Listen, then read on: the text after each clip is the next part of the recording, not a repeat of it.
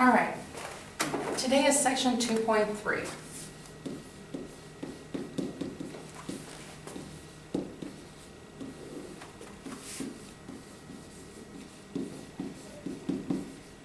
We're going to be talking about depreciation, okay?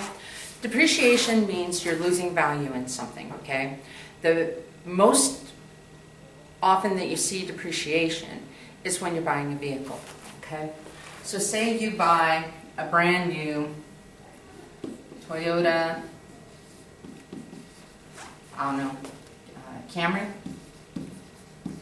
okay?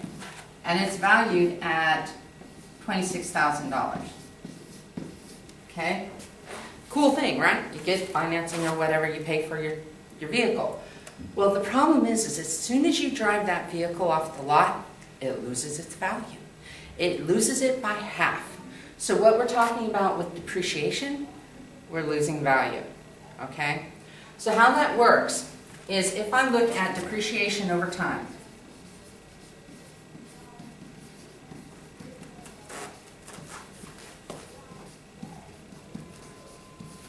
I'm looking at how much value I lose in that vehicle over a number of years, okay? So say the first year, year one, I lose $250 off of it, okay? Year two, I lose $500. Year three, I lose $750, okay? How do I find the value of the car with this depreciation? Well, it's pretty simple. All you have to do is take the value that you had, okay, and subtract the depreciation by year, all right? It looks like I'm losing $250 per year. So if I'm losing $250 per year, my value will be the cost minus 250 times T, okay? T is my time, C is the cost of the vehicle, and V is the value, okay? So, if I want to know the value in year one, I take V equals 26,000 minus 250 times 1, because it's the first year, okay?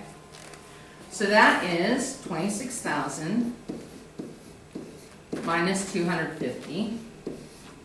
So that is $25,750. Okay? So the value of the vehicle after 1 year of depreciation of $250 is $25,750.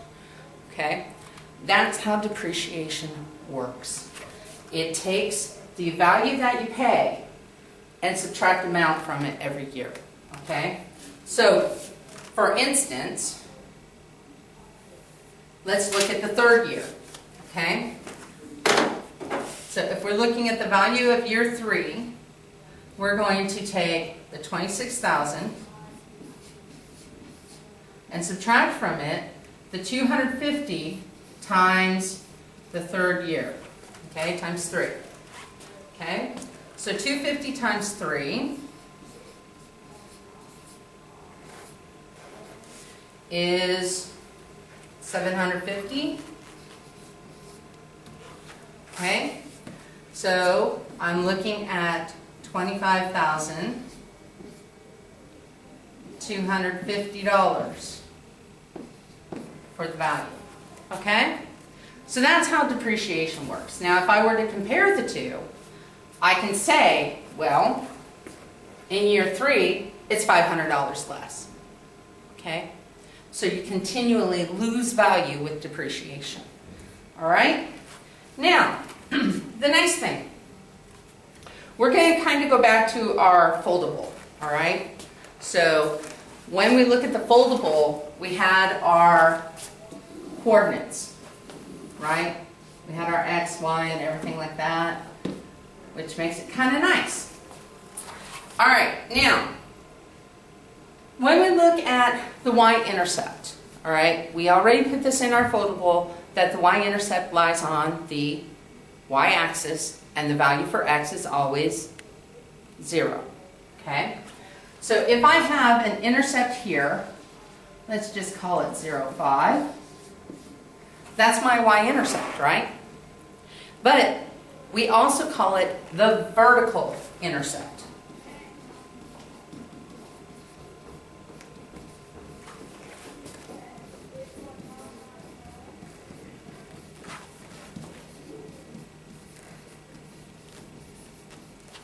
Okay?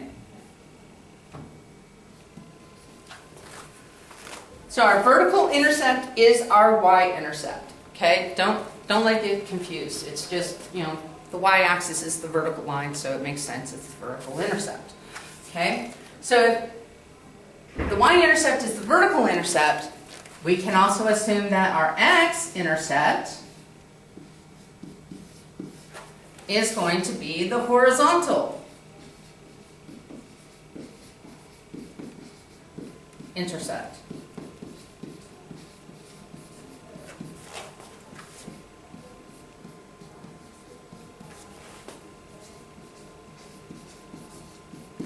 Okay?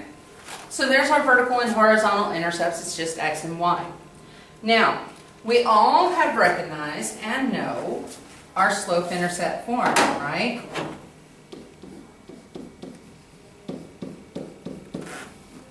Y equals mx plus b. Okay? Slope-intercept form, we know it. We know that this is our slope right here. And this is our y-intercept.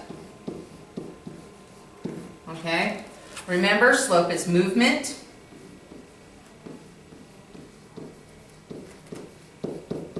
Okay? Rise over run. We know that. All right? And we should know how to use it. So, when we look at slope-intercept form, we usually put it in y equals mx plus b. That's our standard because then we see our intercept is here, we plot that, then we use our slope to get our second point. Okay? We're used to that. But remember, I can change the b and the mx, and it has the same meaning, okay?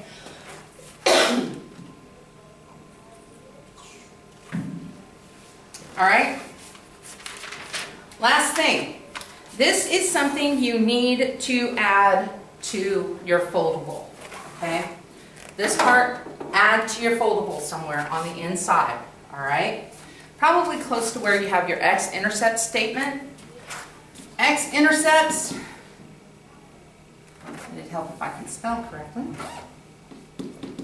X-intercepts are known as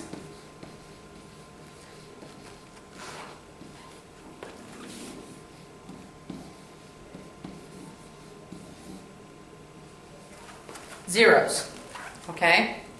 So now you're going to hear find the zero of something, okay? If you're finding the zero, you're looking for where it crosses the x-axis. So that's important to know as well, okay? This is the new idea, it's new language, okay? It's just saying your zeros are where the line crosses the x-axis, okay? That's going to come up again later on down the road when we start looking at our parabolas and everything like that. But just know, zeros, put it in your foldable. I'll be checking that to see that you have it, okay? So that's everything for 2-3, and we'll see you in class.